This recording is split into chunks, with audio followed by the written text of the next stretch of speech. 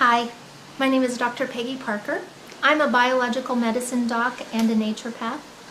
And a few years ago, I made a discovery that promises to be a medical game changer. I discovered that ionized water has some unique antioxidant properties that are absolutely foundational for regaining or maintaining health. And in order to prove that theory into scientific certainty, I need to do a clinical trial study. And doing this study has been an absolutely overwhelming passion of mine for the last few years. And now all the pieces are in play, and it's time for me to begin. The first time I heard about ionized water was actually during my biological medicine training. And I tried this water ionizer that was recommended and I didn't really like it. Then I got really sick. Actually, my gallbladder became gangrenous before doctors figured out what was wrong with me.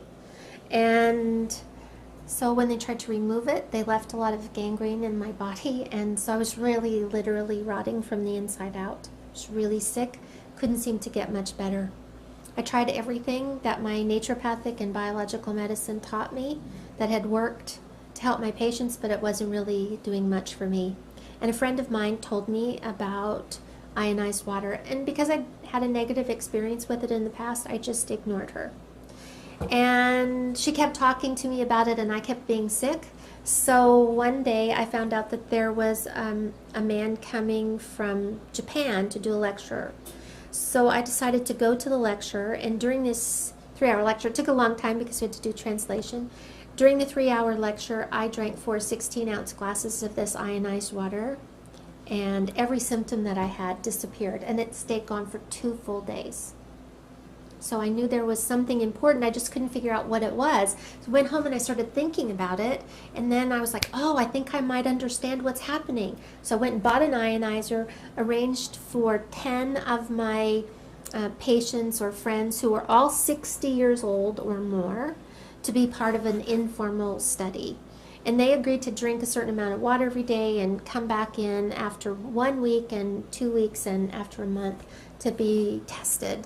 And so what I was doing is testing their blood, their urine, and their saliva and hooking them up to some machines and kind of looking at things. Their test results were tremendously better. So it wasn't based on symptoms. What I was looking at was how minerals were being introduced into their cells, how the pH, how the cells would change pH, and how the rates of oxidation were changing. And oxidation happens when free radicals bombard your cells. And you have about 100 trillion cells in your body, and every day each one of those cells are assaulted with 10,000 by 10,000 free radicals. That damage is called oxidation. Free radicals are really just atoms or molecules that have lost an electron. And that happens from exposure to radiation or UV lights, or so things like fluorescent light bulbs and computers and cell phones and cars and manufacturing plants and fertilizers and pesticides, and even the water that we drink and the air that we breathe that are kind of polluted, those actually contain free radicals. All of those 100 trillion cells have a few things in common, and one of them is that they're made, they all have a membrane, and that membrane's made of something called a phospholipid bilayer. That's just a fancy term for fat. And fat is one of the things that's the most easily oxidized substances in your body. And we can see examples of that in your own kitchen. If you've ever fried anything and then later you try to clean that vent fan in your kitchen and that fat is thick and sticky, that's oxidized fat.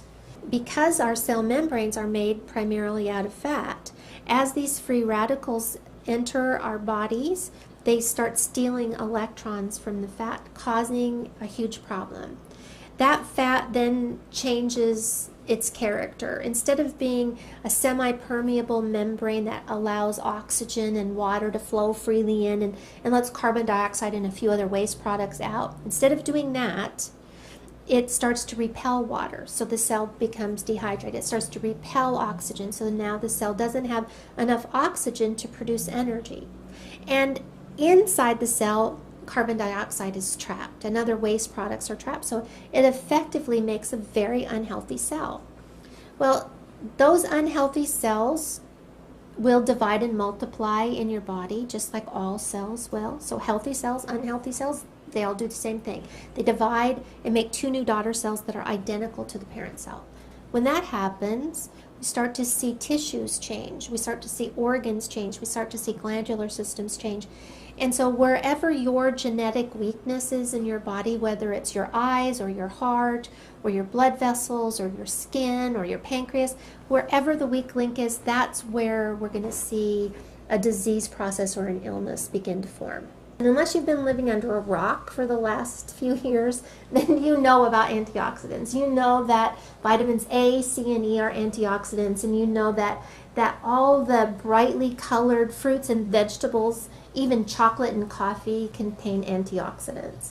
In theory, the more antioxidants you consume, the more reversal of oxidation in your body, or the more it will stop that free radical damage.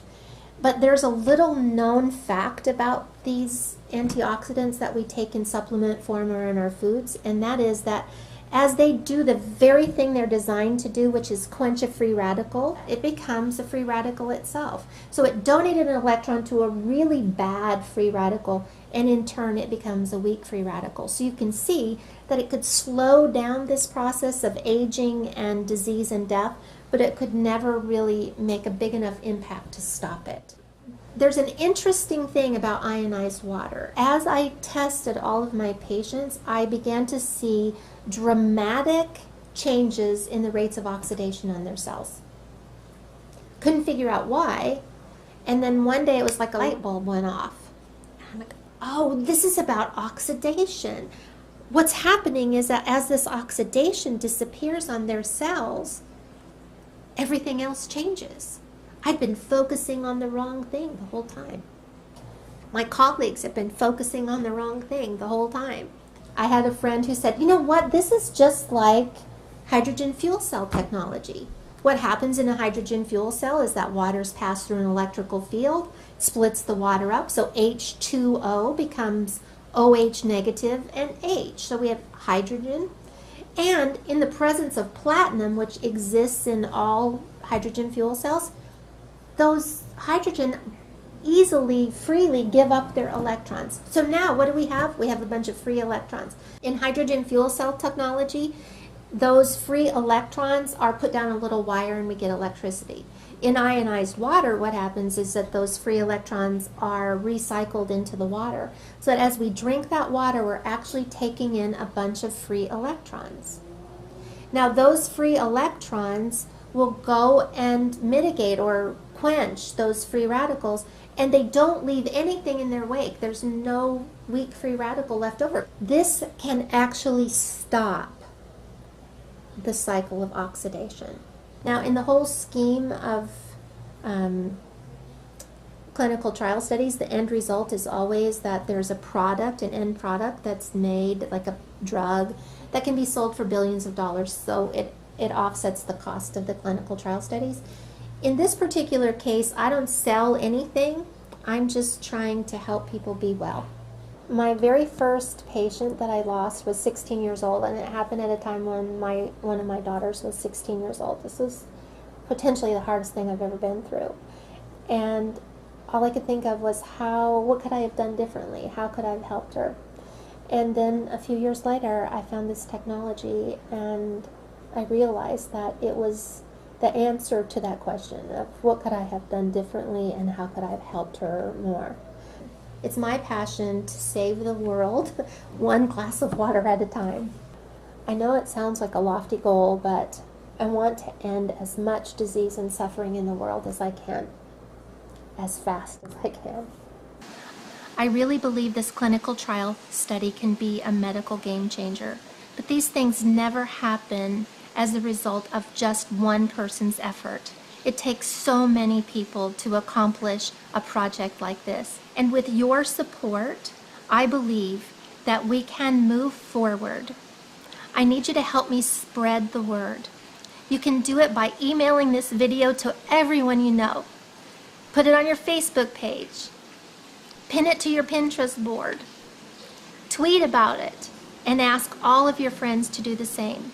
because I believe that together we can pioneer a change in the health of people all around the world, one glass of water at a time.